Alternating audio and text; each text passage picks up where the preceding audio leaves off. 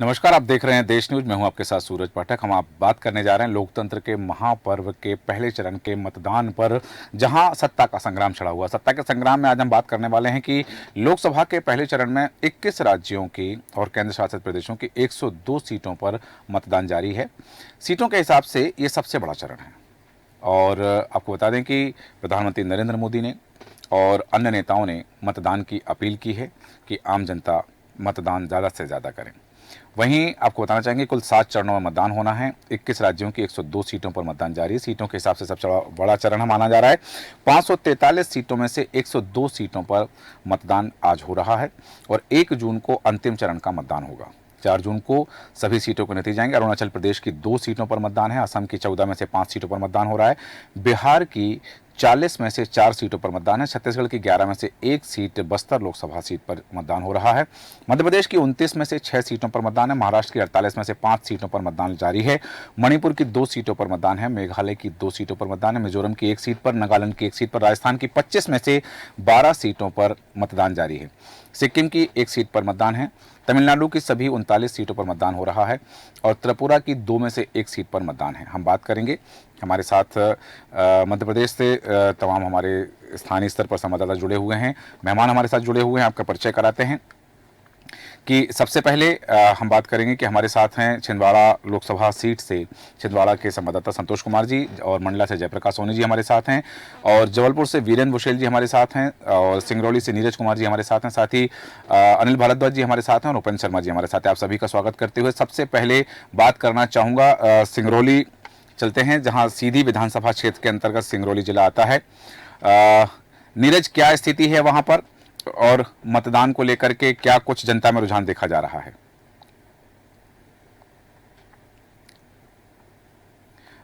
इससे पहले कि हम नीरज से बात करें, हम चलते हैं छिंदवाड़ा कि छिंदवाड़ा में मतदान जारी है और छिंदवाड़ा हॉट सीट मानी जा रही है मध्य प्रदेश की तमाम सीटों में, क्योंकि यहाँ एकमात्र यही सीट है जो 2019 में कांग्रेस के पास थी और भारतीय जनता पार्टी का प्रयास है कि इस बार क्लीन स्वीप मध्य प्रदेश में करना है और छिंदवाड़ा सीट भी भारतीय जनता पार्टी के खाते में लाना है। तो संतोष हमारे साथ बने हुए हैं छिंदवाड़ा से।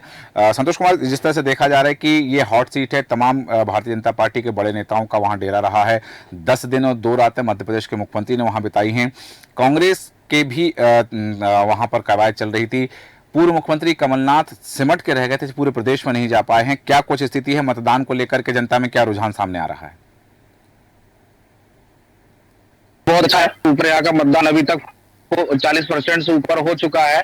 यहाँ पे नए युवा, महिलाएं और वृद्ध सारे उत्सुकता के साथ मतदान कर रहे हैं।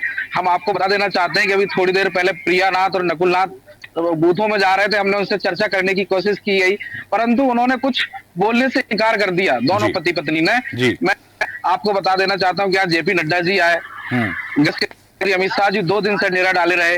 इस सीट जो हॉट सीट मानी जाती है, कमलनाथ का गढ़ कहा जाता है, देखिए यहाँ पे मतदान बहुत शांतिपूर्ण तरीके से हो रहा है और मैं यहाँ के मतदाताओं से बात करना चाहता हूँ। मैं जी, क्या कहेंगे आप इस मतदान का जो महापर्व चल रहा है, कौन और क्या क्या मुद्दा रहेंगे और क्या विकास की बातें होंगी? यहाँ से जीतेंगे क्योंकि उन्होंने पूरे समय, यहाँ तक कि कोरोना काल के समय भी 1 मिनट भी नहीं बैठे। हमारे जो अभी सांसद है नकुल नाथ जी छिंदवाड़ा के, तो वो तो लापता। विवेक बंटी साहू जी पूरे समय कोरोना से लेके आज तक सक्रिय रहते हैं, गरीबों का सब मदद करते हैं। कहीं आग लग गई तो जाकर पैसे देते हैं, कहीं हॉस्पिटल में कुछ दुर्घटना हो जाए तो उनसे मिलने जाते हैं। किसी को ही सपोर्ट कर रहा है। अभी मैंने और भी कई महिलाओं से भी पूछी हूँ, मैं बात करती मैंने और लोगों से पूछी हूँ, तो वो सारे मोदी जी, प्रधानमंत्री और विवेक बंटी साहू जी को ही।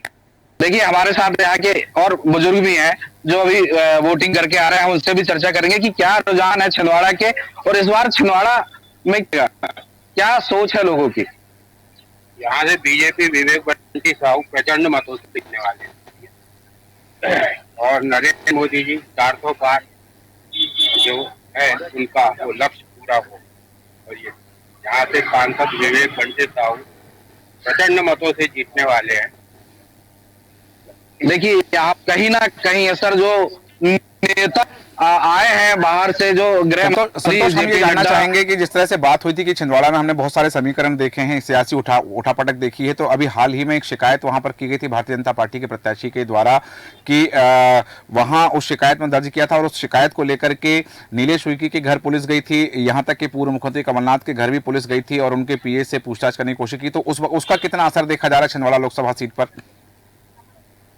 ऐसा कोई असर नहीं देखा जा रहा है कि अभी जो मतलब शिकारपुर है वहां पर पूरा खाली खाली दिख रहा है। मतलब वहां पे जैसे पहले लोगों का जमावड़ा रहता था, आपने वीडियो में देखा होगा, फुटेज में देखा होगा कि जो जमावड़ा पहले रहता था, आज वो जमावड़ा अभी इस समय में वो खाली हो चुका है। और आज की ताजा खबर है कि सुबह 11 बजे विक्रम है के जो पूर्व यहाँ के महापौर है अभी वर्तमान में, वो अभी बीजेपी में चले गए थे कुछ समय पहले, और आज उन्होंने 11 बजे के आसपास एक वीडियो अपलोड की सोशल मीडिया पे, और उन्होंने बोला कि मैं नकुलनाथ और कमलनाथ के साथ हूँ, और ये सोशल मीडिया में खबरें चल रही हैं। ठीक है, वापस आता हूं संतोष, वापस आता हूं आपके पास में। इस समय हम रुख करेंगे जबलपुर का, जहां हमारे संवाददाता बीरेंद्र बुशेल वहां से हमारे साथ हैं।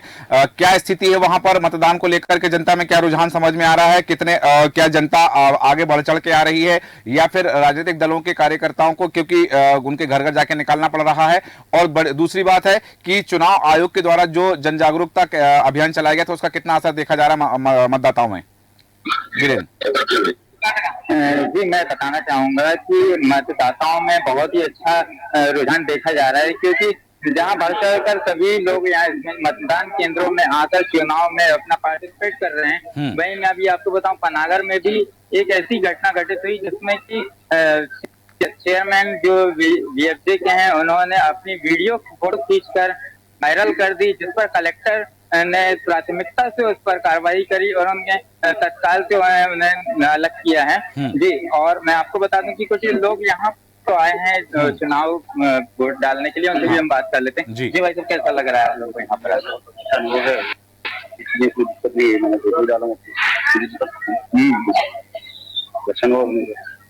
कहाँ पर आप लोगों ने वोट डाला?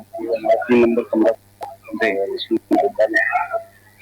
जी, जैसे कि अलग अलग सभी लोगों ने अपने अपने प्रत्याशियों को वोट डाला है, और मैं आपको बताऊं कि जबलपुर शहर में सभी लोग बढ़ चढ़कर हिस्सा ले रहे हैं चुनाव को लेकर, क्योंकि चुनाव उनके ही आगे भविष्य के सुधारने के लिए और उनके ही सभी लोगों की जानकारी के और सभी के भविष्य को बनाने के लिए किया जाता है। नीरज, जैसा कि देखा जा रहा था कि जबलपुर लोकसभा सीट पर जो कांग्रेस के प्रत्याशी हैं वो सिंपैथी वोट के उसमें थे कि जनता पर अपनी भावनात्मक अपील कर रहे थे, और जबलपुर से कांग्रेस नेताओं का जो पलायन भारतीय जनता पार्टी में हुआ था, उसका क्या असर देखा जा रहा है उस लोकसभा सीट पर?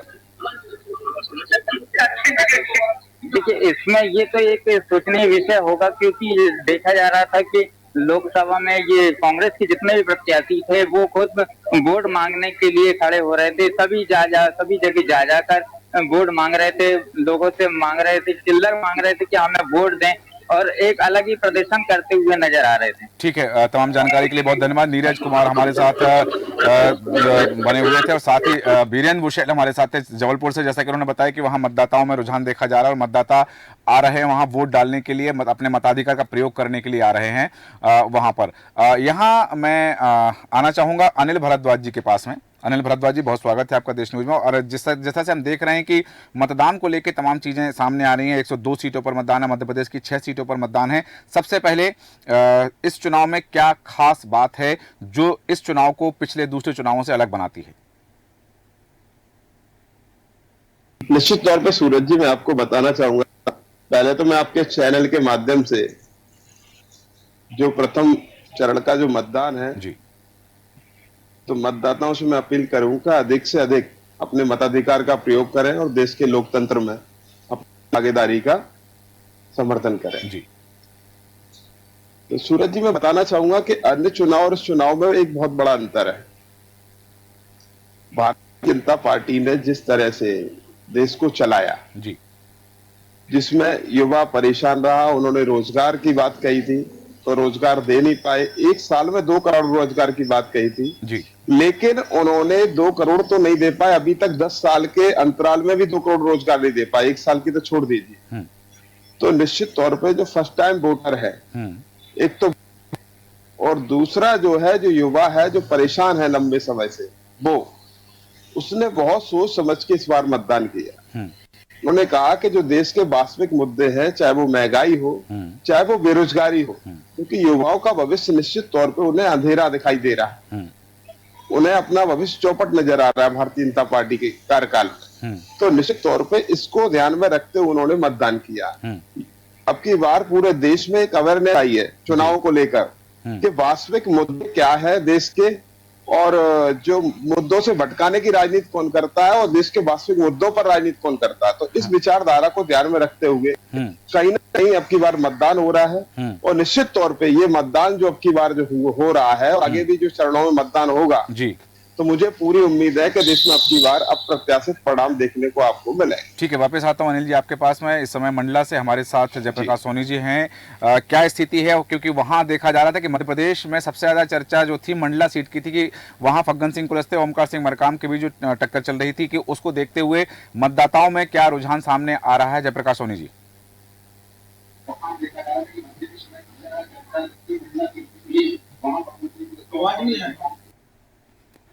सोनी जी, अब तक हमारी आवाज आ रही है? आप हमें सुन पा रहे हैं? जयप्रकाश सोनी जी, आप सुन पा रहे हैं हमें? जयप्रकाश सोनी जी, देख हम वापस चलेंगे, उससे पहले हम पहुंचते हैं सीधी लोकसभा सीट, जहां सिंगरौली से नीरज कुमार हमारे साथ बने हुए हैं। नीरज, क्या स्थिति है वहां पर और किस तरह का मुकाबला है दोनों प्रत्याशियों के बीच में, साथ ही मतदाताओं का क्या रुझान सामने आ रहा है? तरीके से अगर मैं सीधी और सिंगरौली की बात अगर करूं जी, तो यहाँ के तीन जो है, तो सिंगरौली में तीन विधानसभा सीटें हैं, चितरंगी, सिंगरौली और देवसर। हाँ। और इन सभी की अगर बात करें तो जो टोटल मतदाता है ये 2,65,831 के करीब है जी। और उसी में से अगर देखा जाए तो जो 1 से 1:30 बजे के बीच का जो परसेंटेज है, तो 37.27% के अंतराल है, तो वोटिंग हो चुकी है। और अगर महिलाओं की बात करें तो बढ़ चढ़ के महिलाओं ने भी पूरी तरीके से हिस्सा लिया हुआ है यहाँ।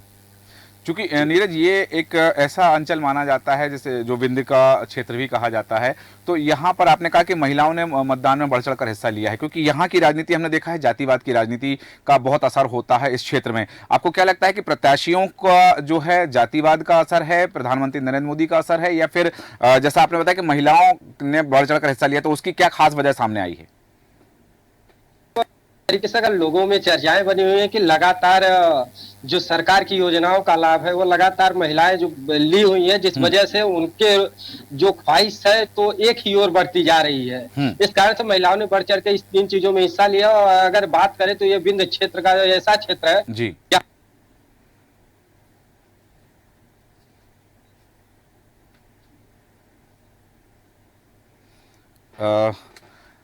नीरज, आपकी आवाज हम तक नहीं आ पा रही है, मैं वापस चलता हूं मंडला। जयप्रकाश जी, आप तक हमारी आवाज आ रही है? जयप्रकाश सोनी जी, आप हमें सुन पा रहे हैं? कुछ तकनीकी खामी के कारण जयप्रकाश जी की आवाज़ हम तक नहीं आ रही है। वापस आना चाहूँगा कि संतोष कुमार जी के पास में, जिस तरह से हमने चर्चा की है वहाँ पर जो हमने देखा है कि क्या स्थिति है, जैसे आपने बताया कि मतदाताओं का जो रुझान वहाँ सामने आया है। यहाँ मैं जानना चाहूँगा कि छिंदवाड़ा मुख्यालय के अलावा जो दूसरी और 6 विधानसभा हैं वहाँ पर क्या स्थिति चल रही है, क्योंकि ये अंचल है कोयलांचल के नाम से भी जाना जाता है।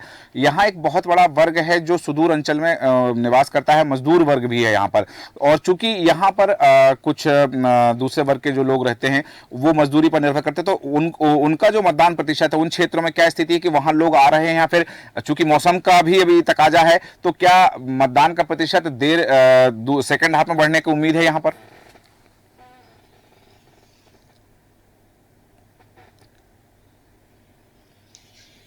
चाहता हूँ कि छिंदवाड़ा में अभी इस समय गर्मी का मौसम बहुत ज्यादा है जी, और ये सेकंड हाफ में मतदाता का रुझान बढ़ेगा जी, ऐसा मेरा मानना है। क्योंकि अभी ये धूप के कारण लोग नहीं आ रहे हैं, बिरले लोग आ रहे हैं अपनी गाड़ियों में, कारों से, मोटरसाइकिल से, कुछ पैदल आ रहे हैं जी, वयोवृद्ध बुजुर्ग। मतदान तो यहाँ पे बहुत अच्छा हो रहा है, शांति तरीके से, छिंदवाड़ा पाडुरना दोनों जिलों में और 7 विधानसभाओं में, छिंदवाड़ा और पाडुरना की। मैं आपको बता देना चाहता हूँ,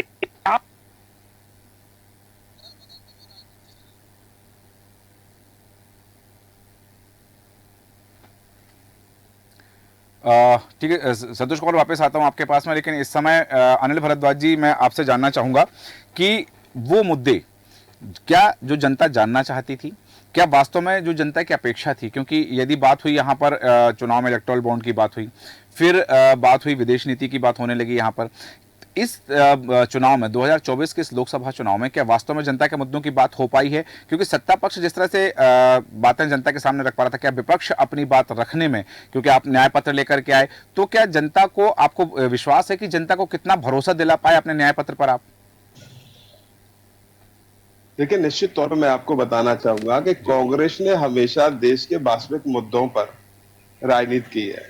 देश का वास्तविक मुद्दा है विकास कैसे होगा देश का, जी। लोगों को रोजगार कैसे दे सकते हैं, महंगाई को कम कैसे कर सकते हैं, हम किसानों की आय को कैसे बढ़ा सकते हैं, हम मजदूर वर्ग की समस्या को कैसे दूर कर सकते हैं, और प्रदेश की जनता को अच्छी स्वास्थ्य सुविधाएं और बच्चों का भविष्य को तय करने के लिए अच्छा शिक्षा जी किस तरह दे सकते हैं। तो हमेशा इस बात पर कांग्रेस ने शुरू से देश की आजादी से लेकर अभी तक इन मुद्दों पर राजनीति की। लेकिन ये बड़ा दुर्भाग्य है, जब से भारतीय जनता पार्टी की सरकार केंद्र में आई है तब से उन्होंने देश के जो वास्तविक मुद्दे थे उनको कहीं ना कहीं इग्नोर करने का काम किया है। कभी वो जाति के नाम पर राजनीति करते हैं, कभी वो धर्म के नाम पर राजनीति करते हैं, कभी अन्य मुद्दों को लेकर राजनीति नहीं, करते हैं। लेकिन भारतीय जनता पार्टी तो आरोप कांग्रेस पर लगाती है कि वोटों के ध्रुवीकरण का काम कांग्रेस करती है। पूरा देश इस बात को जानता है और आप भी मीडिया के माध्यम से जानते हैं कि कांग्रेस कभी तुष्टीकरण की राजनीति या धर्म जाति की राजनीति नहीं करती। कांग्रेस सभी धर्मों को होती है और सबको समान अधिकार देने की बात करती है और सबको समान रूप से जो सरकार की योजना उनको देने का काम करती है। आप बताइए, कांग्रेस की ऐसी कौन सी योजना है जो किसी जाति धर्म या विशेष के लिए बनाई गई है? हम सरकार में लंबे समय तक रहे, लेकिन नहीं, क्योंकि देश का जो वास्तविक मुद्दा है, जो जनता चाहती है कि अच्छा स्वास्थ्य हो, अच्छे रोजगार के लिए अवसर प्रदान किए जाएं, महंगाई के कम करने के लिए मुद्दे बनाए जाए, हम किस तरह किसानों की आय को बढ़ाया जा सकता है, उनकी फसलों को किस तरह से जो है अच्छी खेती के लिए व्यवस्था उपलब्ध करा सकते हैं। तो इन मुद्दों को लेकर इन मुद्दों को लेकर भारतीय जनता पार्टी ने कभी भी इस बात पर चर्चा ना तो टीवी चैनलों पर की, न संसद में की, न इसका जवाब देना पसंद किया। तो इस वजह से कांग्रेस ने न्याय पत्र लाए और जनता के बीच में जाने का काम किया। हमारे राहुल गांधी जी ने पिछले समय आपने देखा होगा 3,500 किलोमीटर से ज्यादा पैदल यात्रा की। उसके बाद अभी फिर एक न्याय यात्रा की, भारत जोड़ो न्याय यात्रा जी। तो इन पर जो देश के वास्तविक मुद्दे थे और जन समस्या थी, धरातल पर जाके जमीनी स्तर पर इसको समझा और देखा। उसी आधार पर जो जमीन पर हमने देखा, हम न्याय पत्र लाने का काम किया। हाँ। नहीं, लेकिन यहाँ पर आपने कहा कि आप न्याय पत्र लेकर के आए हैं, लेकिन यहाँ एक बात यह है कि यदि कांग्रेस में सब कुछ बेहतर था, राहुल गांधी जी की यात्राओं का असर था, तो फिर कांग्रेस से पलायन इतनी ज्यादा मात्रा में हुआ क्यों? देखिए, ये बात भी मैं आपको स्पष्ट बता दूं, आज जिस तरह से देश के अंदर राजनीति चल रही है, आपको मालूम है कि नेता या तो अपने व्यक्तिगत स्वार्थ के लिए जा रहे हैं, सत्ता के लिए। उन्हें लगता है कि आज शायद कांग्रेस सत्ता में नहीं आ पा रही है तो मेरा भविष्य क्या होगा। अब किसी को राजनीतिक पार्टी में सत्ता की चाशनी चाटनी हो तो या तो वो इसलिए चला गया, या आपने देखा होगा ईडी सीबीआई का जो दबाव था उसकी वजह से लोग गए और उसी के आधार पर कई चुनी हुई सरकारों को इन्होंने तोड़ने का काम किया। ये चाहे वो महाराष्ट्र की बात हो, चाहे मध्य प्रदेश की बात हो, चाहे कर्नाटक की बात हो, चाहे गोवा की बात हो, ऐसे कई जगह इन्होंने प्रयास किया। तो निश्चित तौर पे ये सारी चीजें थी, इस बात को कांग्रेस ने जनता के बीच में डोर टू डोर जाके समझाने का प्रयास किया और हमें उम्मीद है कि जनता हमारी बात को अब की बार तवज्जो भी देगी और निश्चित तौर पे देश के अंदर सत्ता का परिवर्तन भी होगा। जी, आपने कहा कि देश में सत्ता परिवर्तन होगा, लेकिन सत्ता परिवर्तन के लिए वो तमाम चीजें, क्योंकि आज हम देख रहे हैं कि 21 राज्यों की जिन 102 सीटों पर चुनाव है, वहां भारतीय जनता पार्टी और कांग्रेस की कई जगह सीधी टक्कर है, लेकिन कई जगह ये भी देखा जा रहा है कि कुछ सीटें ऐसी हैं जहां कांग्रेस के प्रत्याशी तो हैं, लेकिन कांग्रेस के समर्थित जो दल हैं, जो उन घटक दल हैं आपके अलायंस के, उस अलायंस के घटक दल के प्रत्याशी भी उतरे हैं। तो फिर वहां तो स्वाभाविक बात है कि कांग्रेस के वोट कटने निश्चित है। देखिए, हम अपनी विचारधारा के आधार पर अलायंस करते हैं, जहां उसी आधार पर हमारी सीटों का बंटवारा होता है। जिस क्षेत्रीय स्तर पर जो सा दल मजबूत होता है उसको तवज्जो दिया जाता है। जहां हम मजबूत है वहां हमने मजबूती के साथ चुनाव लड़ा, जहां हमारा अलायंस मजबूत है वहां हमने अलायंस को मौका दिया। तो तो हम तो अपनी विचारधारा के आधार पर चुनाव लड़ रहे हैं और जनता के मुद्दों पर चुनाव लड़ रहे हैं जी। तो निश्चित तौर पर हमें मालूम है कि जो इंडिया गठबंधन है उसको जनता कहीं ना कहीं पसंद करेगी। बिल्कुल बिल्कुल, जिस तरह से आपने तमाम बातें कही कि अलायंस के साथ आपने जो दल हैं उन तक अपनी बात पहुंचाने की कोशिश की है, मतदाताओं तक बात पहुंचाने की कोशिश की है, और साथ ही आपने कहा कि न्याय पत्र जो लेकर के कांग्रेस आई है उस न्याय पत्र का भी भारतीय जनता पार्टी के संकल्प पत्र की अपेक्षा ज़्यादा असर जनता पर होगा, क्योंकि आपने उसमें सभी वर्गों की बात की, सभी की बात की है। यहाँ मैं जानना चाहूँगा नीरज की क्या वो कौन से मुद्दे स्थानीय स्तर पर रहे हैं जो दोनों दलों के प्रत्याशियों के द्वारा जनता के बीच जाकर के कहे गए हैं, और उन मुद्दों पर का जनता पर कितना असर होता हुआ दिखाई दिया है?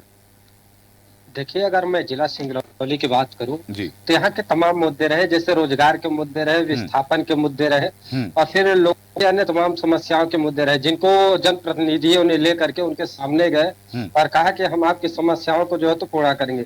यही सारी चीजें हैं जो कि आज लोगों को खींच लाई है और लोगों ने बढ़ चढ़ के मतदान पे हिस्सा लिया हुआ है। यही बात जानना चाहूंगा संतोष कुमार आपसे कि छिंदवाड़ा में वो क्या स्थानीय मुद्दों को हवा दी गई है, या फिर मोदी की गारंटी पर चुनाव लड़ा जा रहा है, या फिर विपक्ष की ओर से, कांग्रेस की ओर से किसी केंद्रीय नेतृत्व का नाम भी वहां लिया जा रहा है? ऐसा केंद्रीय नेतृत्व कांग्रेस की ओर से नहीं जा रहा है, बस यहाँ पे मोदी की जो गारंटी है उसके नाम पे वोट मांगा जा रहा है, और उसी के कारण ही यहाँ पे छिंदवाड़ा में मोहन यादव जी मध्य प्रदेश मुख्यमंत्री, बीडी शर्मा भाजपा अध्यक्ष और तमाम नेता यहाँ पर पूरे 10-12 दिन से अपना डेरा जमाए बैठे हुए थे कि कैसे भी करके ये छिंदवाड़ा गढ़ जो है उनको तोड़ना है। देखिए, हमारे साथ यहाँ के वोटर्स है जो अभी डाल के आ रहे हैं, हम उससे चर्चा करना चाहेंगे कि क्या उनके मुद्दे रहे और क्या बोलना चाहते। कि यहाँ मैं देख रहा हूँ बहुत देर से कि महिलाओं की संख्या ज्यादा है, मैं महिलाओं से बात करना चाहता हूँ कि क्या मुद्दे हैं और क्यों, मतलब महिलाओं का प्रतिशत इतना क्यों है। जी, देखिए, क्या कारण है आप बताएंगे? महिलाओं का जो प्रतिशत, महिलाएं इतनी सारी वोटिंग कर रही हैं, महिलाओं को बहुत सारे बेनिफिट मिल रहे हैं, जैसे लाडली बहन है हमारी गवर्नमेंट की तरफ से, मकान जो बहनें नहीं बना सकती थी क्योंकि बहुत सारे पुरुष लोग ऐसे होते ड्रिंक करते हैं और पत्नी लोगों का ध्यान नहीं रखते, हमारी सरकार बीजेपी की सरकार जो है महिलाओं के लिए ही ज्यादा। संतोष कुमार जी, मैं चाहूंगा कि चूंकि अब मतदान हो रहा है तो इस समय ऐसी कोई बात मतदाताओं के द्वारा भी ना कही जाए जो जिससे चुनाव प्रचार होता हुआ दिखाई दे, क्योंकि वो बूथ के आसपास है तो वहाँ प्रचार नहीं कर सकते हैं। और ये क्या है कि हमारे देश के लिए है, तो देश के लिए एक मत होना चाहिए, इसलिए हम सभी मिलकर। ठीक है, प्रचार की बात नहीं जी। तो यहाँ देखना चाहते हैं कि मैं अभी इस बूथ के सामने खड़ा हुआ हूँ पाठक जी, तो यहाँ पे महिलाओं की संख्या, युवाओं की संख्या अधिक है जी, जो यहाँ पे लगातार आ रहे हैं, वोटिंग कर रहे हैं इतनी कड़क धूप के बावजूद। संतोष, मैं जानना चाहूंगा जो फर्स्ट टाइम वोटर हैं उनका क्या रुझान सामने आ रहा है, जो पहली बार मतदान करने जा रहे हैं, ऐसे मतदाताओं का क्या रुझान सामने आ रहा है? अब देखिए, वोट तो डाल बाकी आ रहा है कि हमको बहुत खुशी है कि हम पहली बार मतदान कर रहे हैं जी, कि हमको ये अधिकार मिला है कि हम मत दे सक रहे हैं। ठीक है, कि हम 18 साल के होकर हम ये वोट कर रहे हैं। चलिए, ठीक है, तमाम जानकारी के लिए बहुत धन्यवाद। हमारे साथ बने थे छिंदवाड़ा से हमारे संवाददाता संतोष कुमार जी और मंडला से जयप्रकाश सोनी जी, साथ ही जबलपुर से वीरेंद्र गोसेल और सिंगरौली से हमारे साथ थे नीरज कुमार जी और कांग्रेस प्रवक्ता अनिल भारद्वाज जी हमारे साथ थे। आप सभी का बहुत बहुत धन्यवाद चर्चा में शामिल होने के लिए। और जिस तरह से जानकारी तमाम सामने आ रही है और उन जानकारियों के साथ जो बीच सामने आई है कि यहाँ 102 सीटों पर जो मतदान हो रहा है और जिन सीटों पर आज देखा जा रहा है कि जो फर्स्ट टाइम वोटर्स है उनमें रुझान है, साथ ही ये चीज भी देखी जा रही है कि महिलाओं का जो है मतदान के प्रति रुझान बढ़ा हुआ सामने आ रहा है। और यहाँ पर जैसे कि हम देख रहे हैं कि उत्तर प्रदेश की 8 लोकसभा सीटों पर मतदान जारी है, मध्य प्रदेश की 6 सीटों पर मतदान जारी, बिहार की 4 सीटों पर मतदान जारी है और मतदान का प्रतिशत तय करेगा। साथ ही 1625 प्रत्याशियों के भाग का फैसला आज शाम को 6 बजे ईवीएम में कैद हो जाएगा और 4 जून को नतीजे आएंगे, तब देखना होगा कि मतदाताओं ने किसे अपना आशीर्वाद दिया है। हमारे खास कार्यक्रम में इतना ही। बने रहे देश न्यूज के साथ। नमस्कार।